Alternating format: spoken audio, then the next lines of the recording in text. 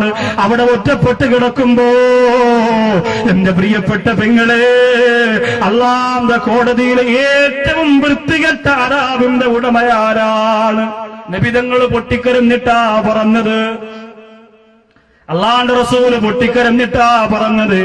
അതിനു മുമ്പ് നിങ്ങളോട് ഞാനൊന്ന് ചോദിക്കുകയാണ്, ആഖിറത്തിൽ ജീവിതം സാക്ഷി പറയുന്ന ലോകത്തെ ഏറ്റവും വലിയ വൃത്തികെട്ട ശിക്ഷയ്ക്ക് എന്താണ് കാരണമെന്ന് ഞാൻ പറഞ്ഞാൽ, ആ കാരണം ഒരിക്കലും നിങ്ങളുടെ ജീവിതത്തിൽ നിങ്ങൾ കൊണ്ടുവരില്ല എന്ന ഒരു തീരുമാനം നിങ്ങൾ എടുക്കണം.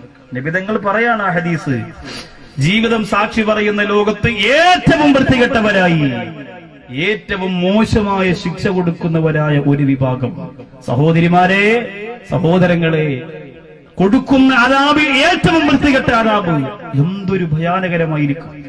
ആ സ്വഭാവം ഇവിടെ വന്നിരിക്കുന്ന നിങ്ങളിലുണ്ടെങ്കിൽ ഇന്നത്തെ രാത്രി അതിന് പരിസമാപ്തി കുറിക്കണം.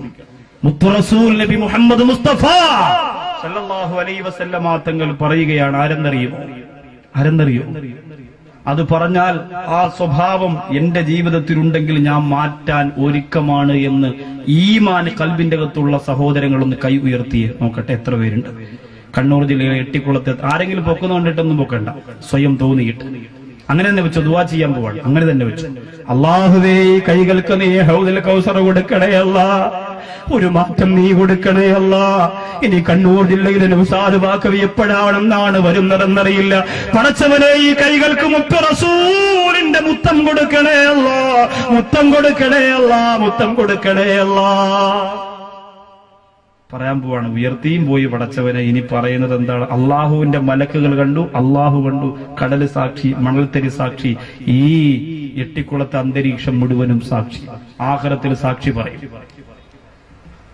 ആഖിറത്തിൽ സാക്ഷി പറയും. ആർക്കാണ് ഏറ്റവും വൃത്തികെട്ട ശിക്ഷ അള്ളാഹു കൊടുക്കുന്നതെന്ന് മുത്ത റസൂലിന്റെ അതേ ഭാഷ തന്നെ കടമെടുത്തു പറഞ്ഞാൽ, രണ്ടു മുഖത്തിന്റെ ഉടമകളാണ്. രണ്ടു മുഖത്തിന്റെ ഉടമകൾ ആരെന്നറിയോ? അവർ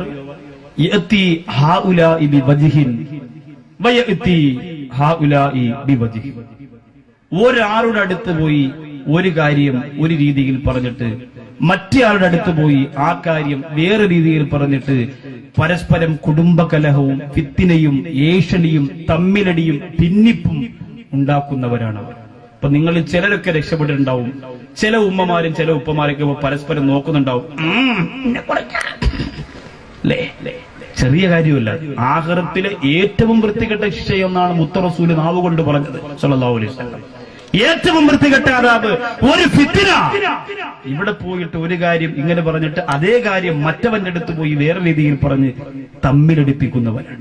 തമ്മിലടിപ്പിക്കുന്നവരാണ്, ഫിത്നയുണ്ടാക്കുന്നവരാണ്, കുടുംബ കലഹമുണ്ടാക്കുന്നവരാണ്, ഏഷണി കൂട്ടുന്നവരാണ്, ഒളിഞ്ഞു നിന്ന് കേൾക്കുന്നവരാണ്, എന്നിട്ട് രഹസ്യങ്ങൾ ചോർത്തി കൊടുത്ത് പരസ്പരം തമ്മിലടിപ്പിക്കുന്നവരാണ്. ഇത് ചെറിയ കാര്യമല്ല, സാരമായ കാര്യമല്ല. ജീവിതത്തിൽ മരിക്കുന്നത് വരെ ഞാൻ അങ്ങനെ ഒരു തെറ്റ് ചെയ്യൂല എന്ന് നിങ്ങൾ ഉറപ്പോടുകൂടി ഇൻഷാ അല്ലാഹ് തീരുമാനിക്കണം. മൻകാന ലഹു ലിസാനാനി ഫിദ്ദുനിയാ, അങ്ങനെ ഒരു രണ്ട് നാവ് ദുനിയാവിൽ ആർക്കെങ്കിലും ഉണ്ടെങ്കിൽ കാന ലഹു ലിസാനാനി മിനന്നാർ,